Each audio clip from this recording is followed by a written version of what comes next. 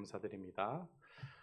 종교개혁자 마틴 루터는 그의 논문 세속 권세 어느 정도까지 복종해야 되는가에서 모든 권세는 하나님께서 정하셨다라고 그렇게 말씀을 하고 있습니다. 이 원칙은 세상이 시작될 무렵 가인이 동생을 살인하였을 때 그 보복을 하려고 수많은 사람들이 가인을 죽이려고 했을 것입니다. 하지만 하나님께서는 가인에게 징표를 줌으로 말미암아 가인이 보복당하지 않도록 그렇게 배려를 해 주었습니다. 그 결과 가인은 생명을 지킬 수 있었죠. 칼과 세속의 법은 악한 자를 처벌하고 올바른 자를 보호하기 위해서 하나님께서 제정하신 법이다라는 것을 우리는 너무나 명백하게 잘 알고 있습니다.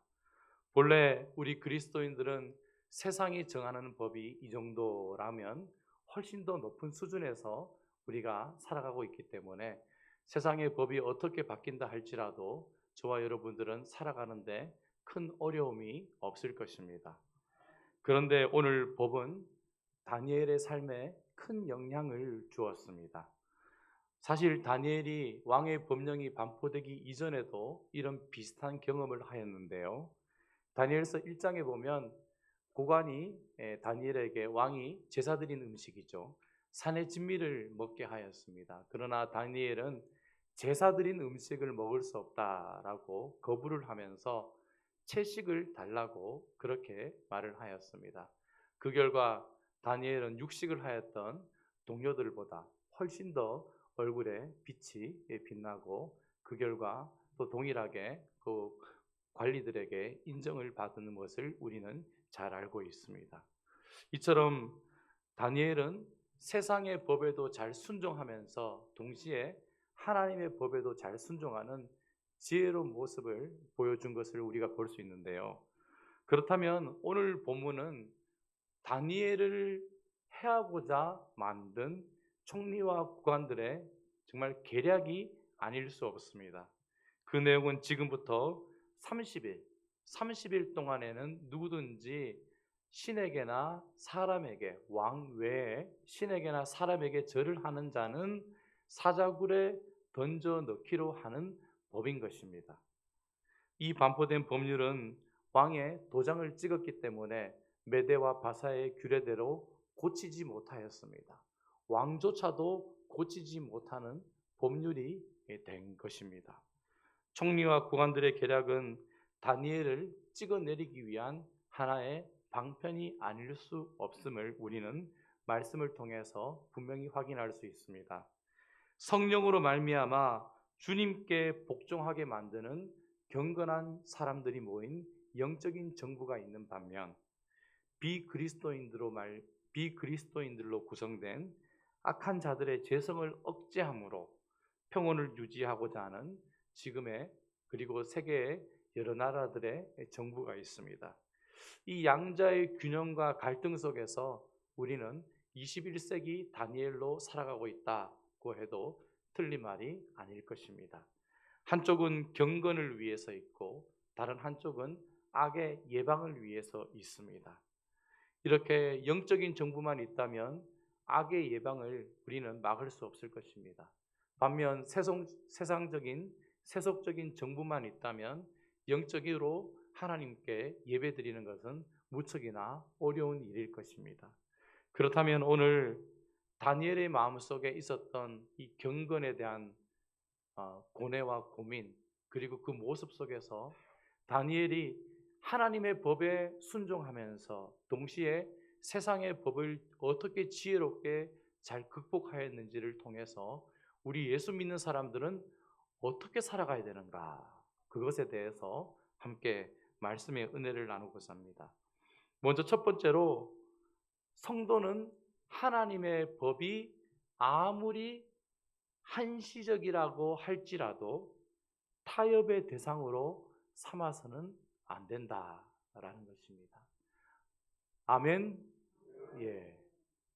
하나님의 법이 30일이라 할지라도 그것을 타협의 대상으로 삼아서는 안 된다라는 것이죠. 사실 30일이라는 숫자는 매우 유혹적인 숫자입니다.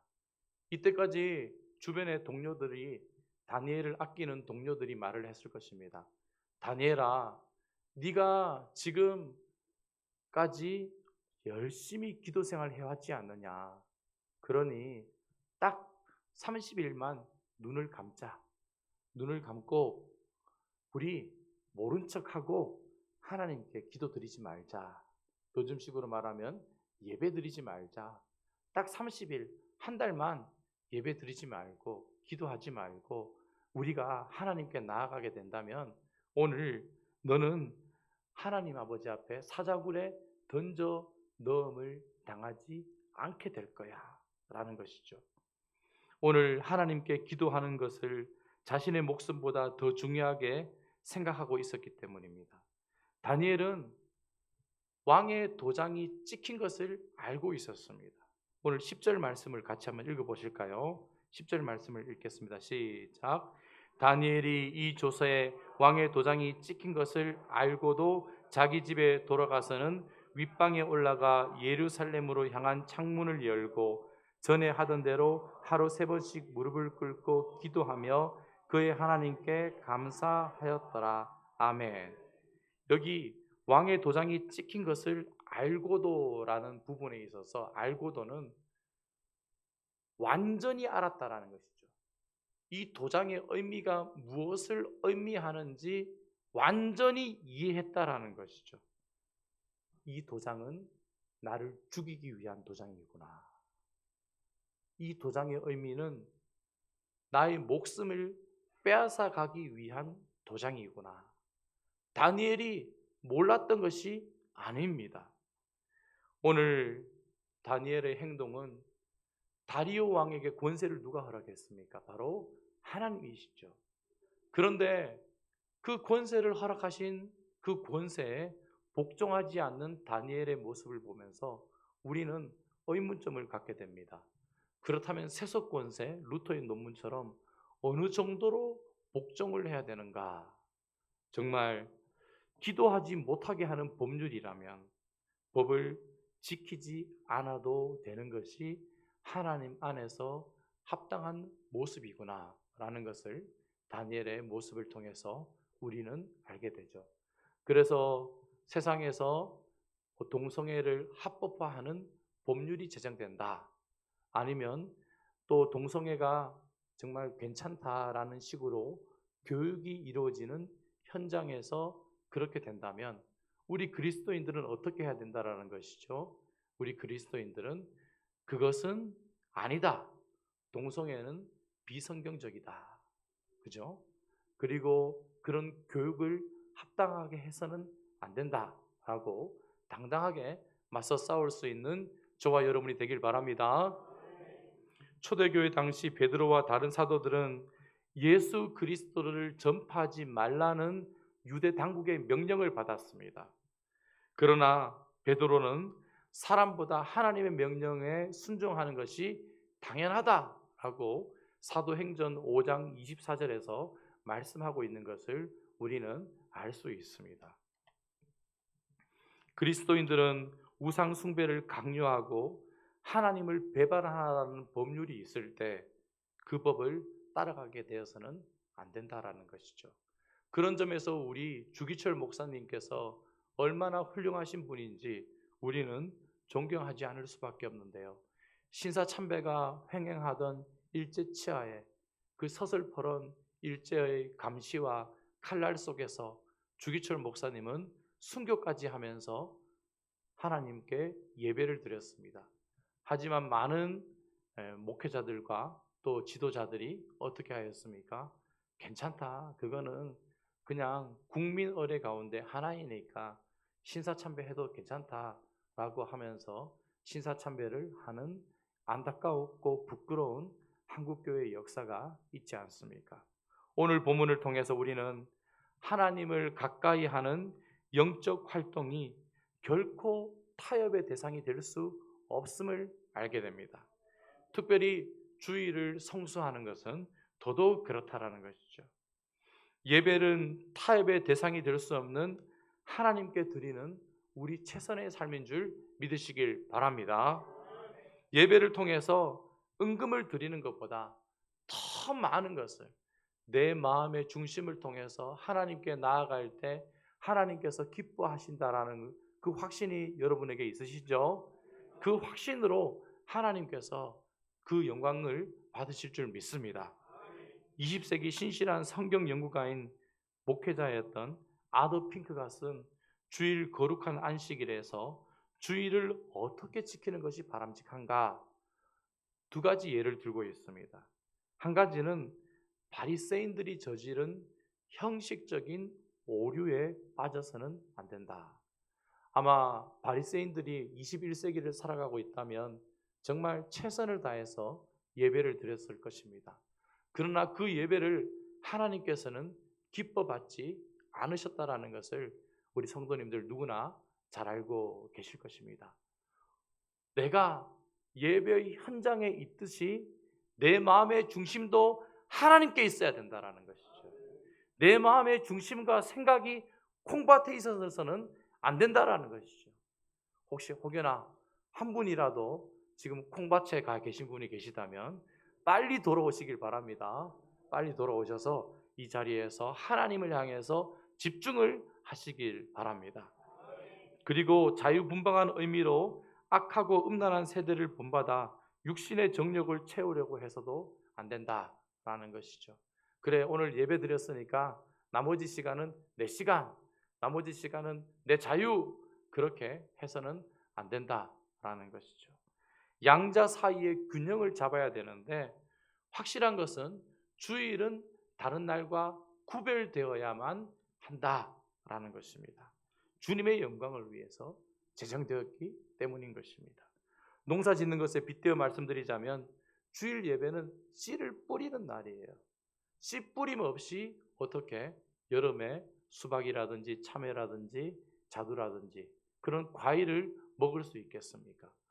세상의 바보 같은 농부, 제일 바보 같은 농부가 누구입니까? 씨를 뿌리지 않는 농부, 그 씨를 먹는 농부가 바보이지 않습니까?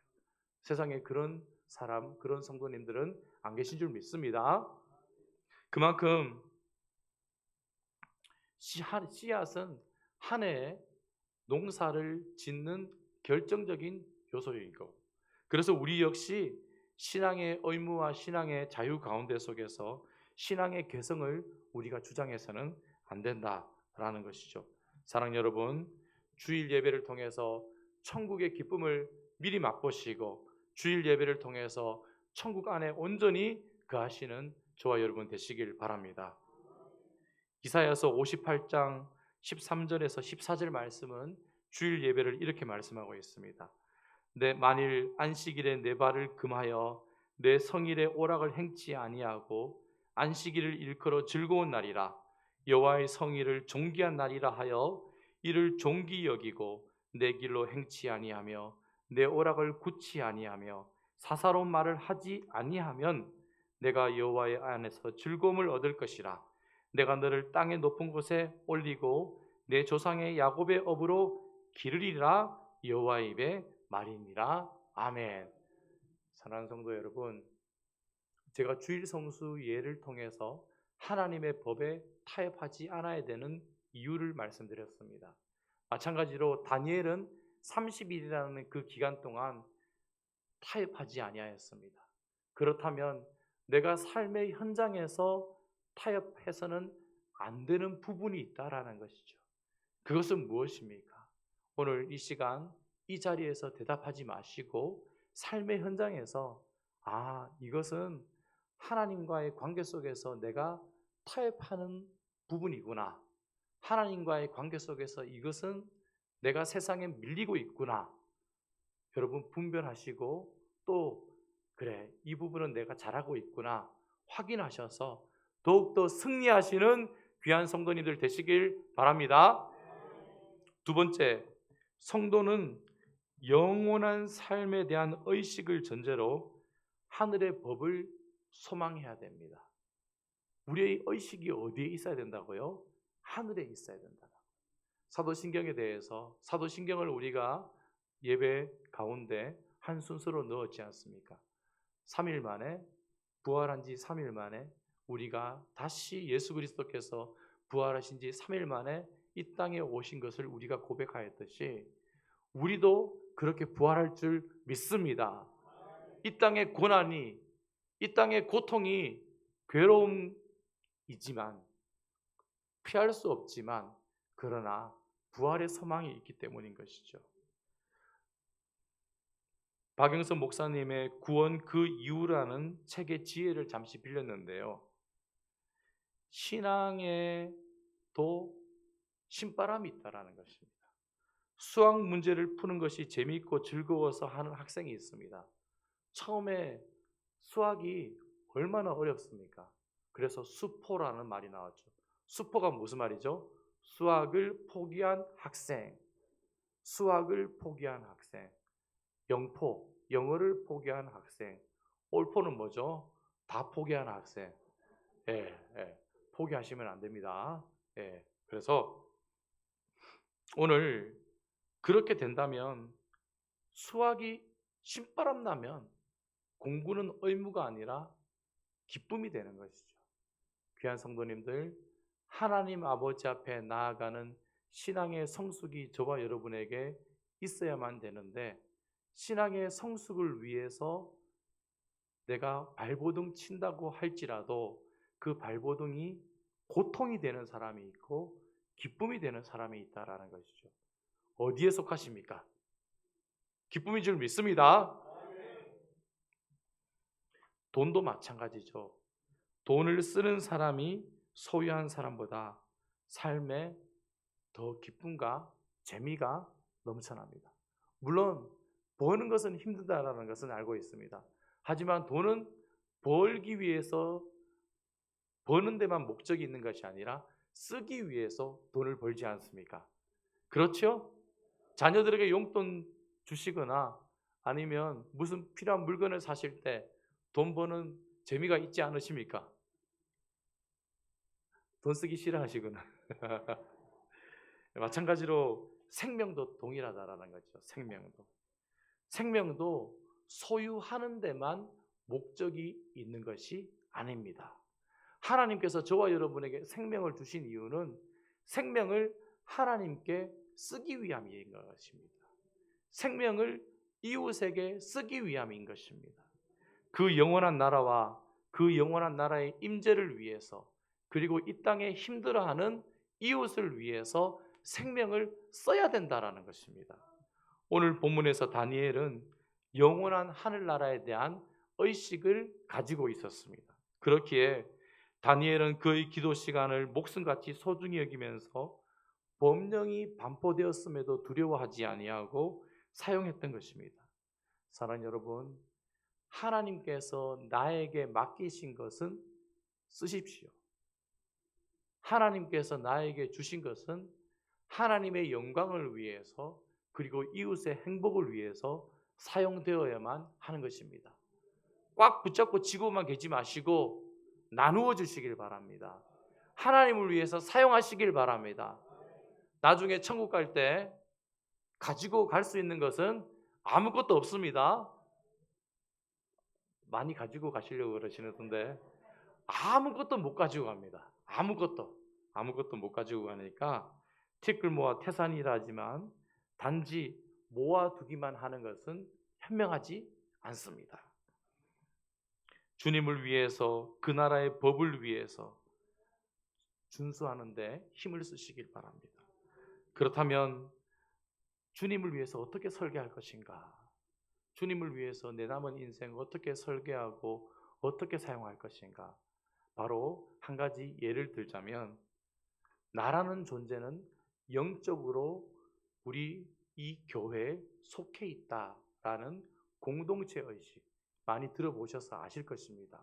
제가 무슨 말씀을 하는고자 하는 것인지, 공동체 의식을 가지고자 하는 것입니다. 지금 유초등부가 뭐 하고 있죠? 중고등부와 청년부는 언제 합니까? 천안에서 하죠? 부산에서 하나요? 부산에서 하는 거 맞죠? 그렇습니다. 공동체 의식. 우리 다음 세대가 무엇을 하고 있구나 이렇게 알아가는 것, 이런 것이 필요하다라는 것이죠. 더 이상 나라는 존재는 개인적인 존재가 아니라 공동체 안에서 함께 지어져 가고 서로 연합된 존재라는 것을 우리가 인정하는 것이 필요하다라는 것입니다. 다니엘이 국무총리가 되기 전에 청소년 시절 학문을 배우고 익힐 시간이 있었을 때 뜻을 정하여 왕이 주는 산의 진미를 먹지 않고 식물을 먹었습니다. 그러자 왕이 주는 음식을 먹을 때보다 얼굴빛이 훨씬 더 빛났습니다. 자신의 삶에 임한 하나님의 뜻을 알았기 때문인 것입니다. 나 역시, 우리 역시 하나님께서 나를 향해 무엇을 해야 되는지 모르는 사람이 없다라는 것이죠. 하나님께 기도하면, 하나님께 엎드리면, 하나님께 집중하면, 천국에 대한 소망을 늘 가지기만 한다면 하나님은 분명히 나에게 깨달음을 주시고 말씀하실 줄 믿습니다. 세 번째, 성도는 대표적으로 기도와 같은 영적 생활에 일관성이 있는 자세가 필요하다. 오늘 설교 제목이 뭐죠? 영적 생활의 일관성. 영적 생활의 일관성. 본문은 다니엘을 죽이기 위한 총리와 고관들의 계략입니다.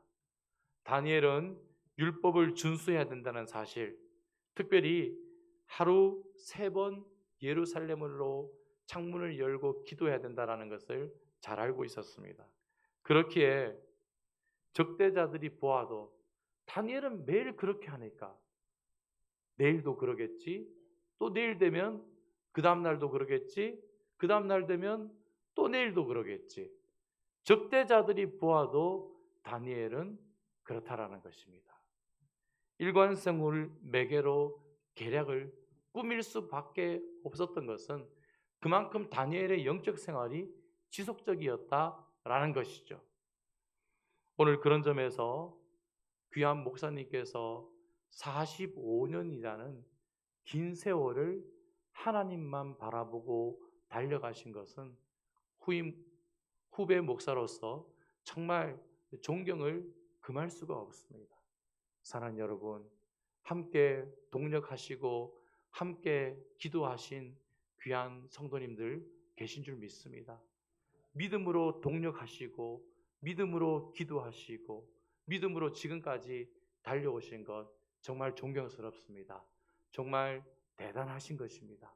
그 믿음의 길을 다음 주에도, 그 다음 주에도, 내년에도, 내후년에도 하나님 아버지 앞에 서는 그날까지 계속해서 달려가시길 바랍니다.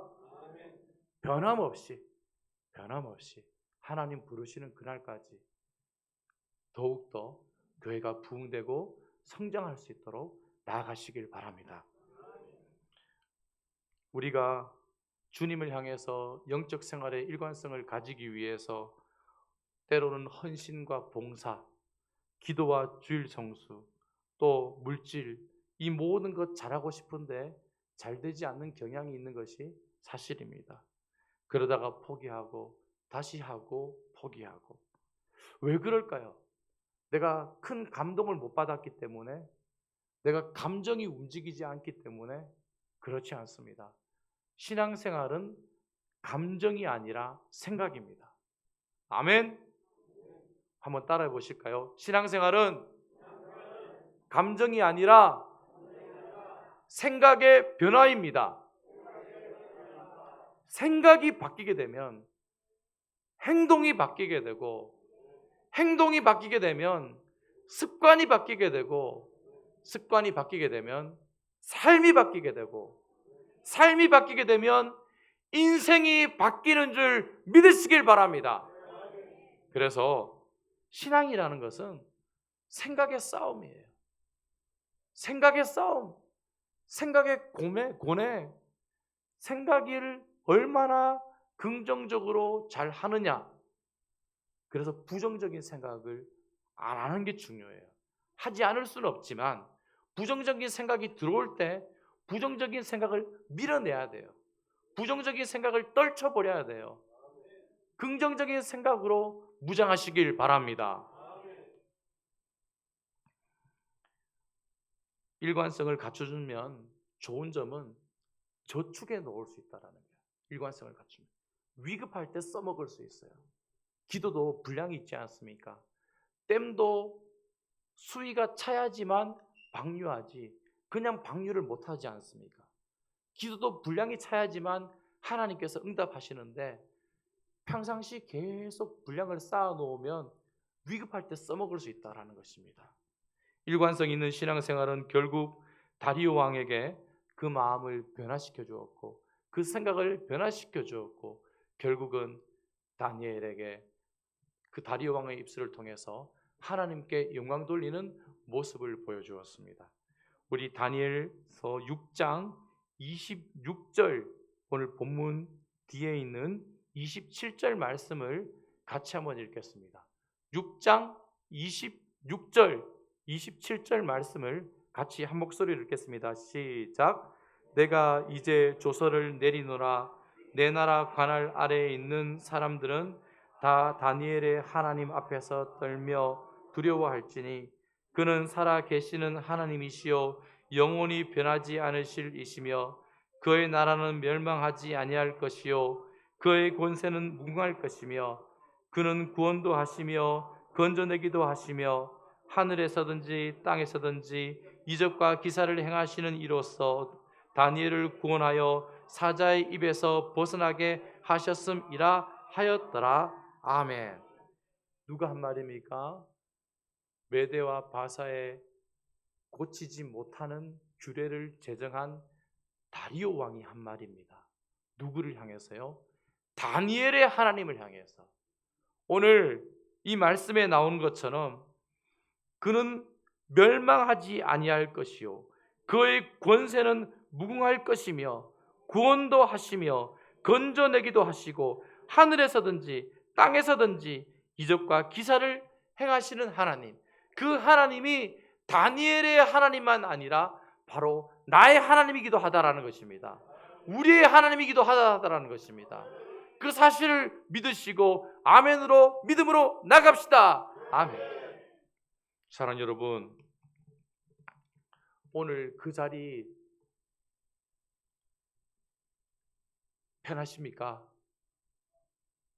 내 자리를 만드십시오. 내 자리. 그래서 제가 매주마다 올라오는 건 아니지만 올라오면 여기는 누가 앉으시고 저기는 누가 앉으시고 대략적으로 눈에 보이더라고요. 내 자리를 만드십시오. 기도의 내 자리, 예배의 내 자리, 헌신의 내 자리. 내 자리를 만들며 나아갈 때 그 자리가 비어있으면 눈에 띄고 그러면 내 마음속에 책임감도 더 생기게 되고 그렇지 않습니까? 시간이 없고 우리가 바쁘다라는 것을 알고 있습니다. 기도할 시간, 하나님께 나아가서 교회를 위해서 헌신할 시간이 부족하다라는 것을 잘 알고 있습니다. 하지만 우리는 하루 세 끼, 때로는 두 끼, 아무리 바빠도 챙겨 먹지 않습니까? 그죠? 휴대폰도 또 TV도 보시지 않습니까? 불필요한 만남을 줄이고 그런 모든 것을 가지치게 한다면 하나님 아버지 앞에 나아가는 영적 일관성을 꾸준히 갖출 수 있을 줄 믿습니다. 오늘 설교 제목이 영적 생활의 일관성입니다. 하나님의 법은 아무리 크건 아무리 작건 지킬 때 은혜가 있고 내 삶에 기쁨이 되고 능력이 되는 줄 믿습니다. 그리고 하나님의 법은 타협의 대상이 아니다. 물론 우리가 죄를 지으면서 하나님의 법을 어길 때가 있죠. 저도 마찬가지입니다. 그 연약한 믿음으로 하나님의 법을 어길 때가 있지만 그러나 다시 일어서시고 오뚜기처럼 다시 나아가셔서 타협하지 아니하리라. 타협하지 않고 정면 돌파하리라.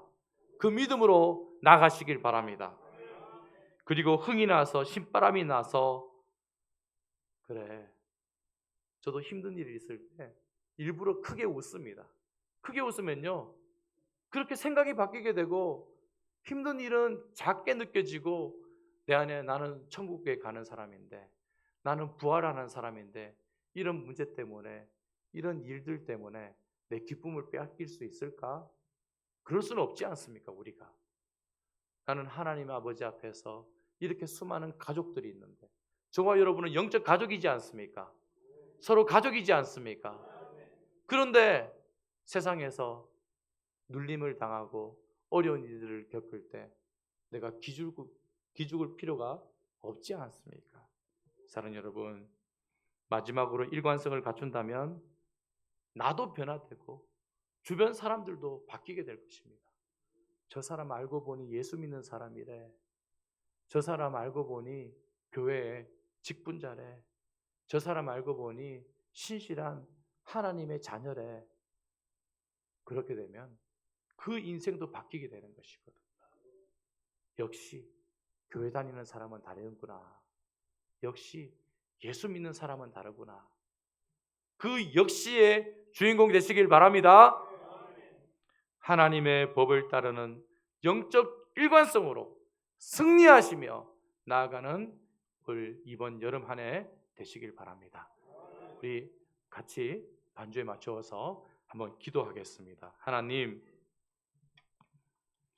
다니엘이 왕의 조서에 도장이 찍힌 것을 알고도 이 알고도의 의미가 자기를 죽이려고 하는 알고도입니다. 회사에서 어려움이 많으시지요? 우리 성도님들, 직장에서 요즘 사업에 만나시는 분들 보면 불경기로 힘들다고 다들 호소하십니다. 또 가정에서도 자녀들을 키우시기에 어려움이 많으신 줄 알고 있습니다. 자녀들이 부모의 말을 잘 듣습니까? 그렇지 않죠. 그럼에도 불구하고 내가 하나님 아버지 앞에 하나님을 믿는 영적 일관성을 갖추게 된다면 자녀들도 바뀌게 될 것이고 회사에서도 직장에서도 모든 삶의 현장에서 다 바뀌게 될 줄 믿습니다. 시간이 필요합니다. 일관성은 시간이 필요합니다. 우리 다 같이 영적 일관성을 갖춘 하나님의 자녀 되게 해달라고 우리 주여 한번 부르짖고 기도드리겠습니다. 주여 아버지,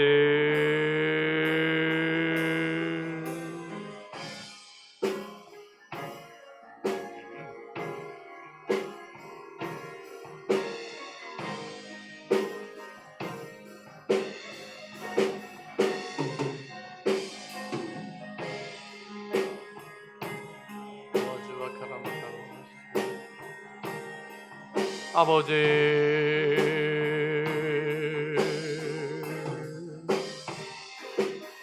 아버지,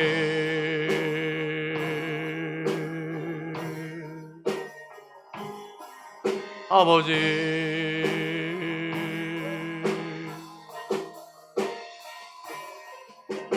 아버지,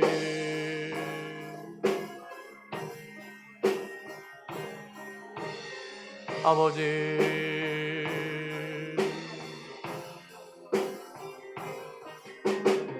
아버지,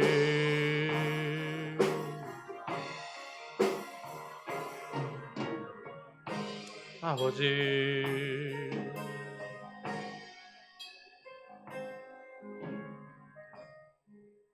우리 한 번 더 기도드리겠습니다.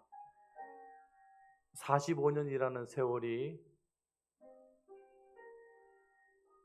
쉽지만은 않은 세월이셨을 것입니다.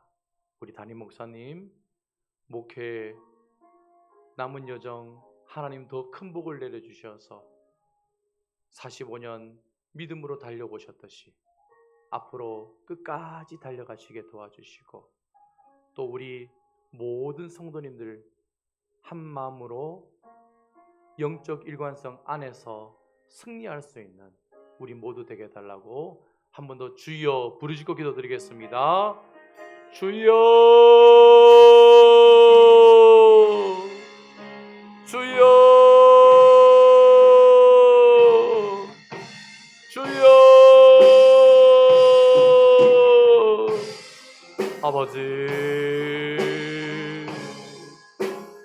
아버지,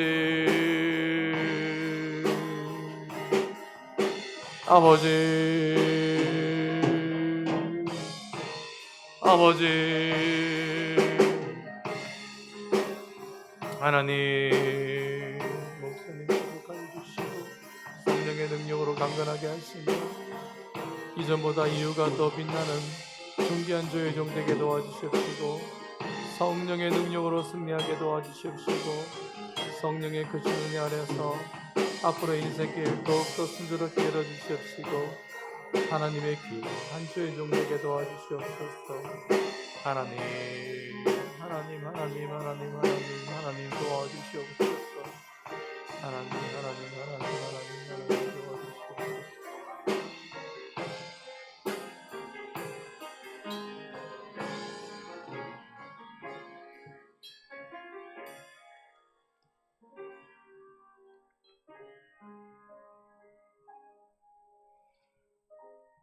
하나님 감사드립니다. 다니엘이 자신의 목숨을 노리는 그 상황 속에서 이 창문을 열면 바로 사자굴에 던져질 줄을 알면서도 그는 두려워하지 않았습니다. 망설이지 않았습니다.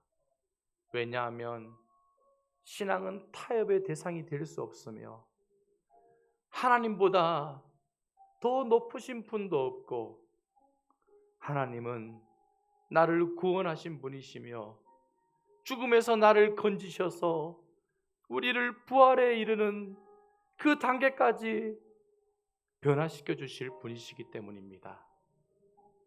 떨리는 손이 아니라 그 어느 때처럼 평안한 손으로 다니엘이 창문을 열었듯이 하나님, 삶에 문제가 있습니다. 삶에 공공함이 있습니다. 삶의 고뇌와 고통이 있습니다. 하나님, 여전히 그럼에도 불구하고 믿음으로 하나님께 나아가는 창문을 여는 우리 귀한 성도님들 되실 수 있도록 은혜를 베풀어 주시옵소서. 감사드리며 살아계신 예수님 이름으로 기도드립니다. 아멘.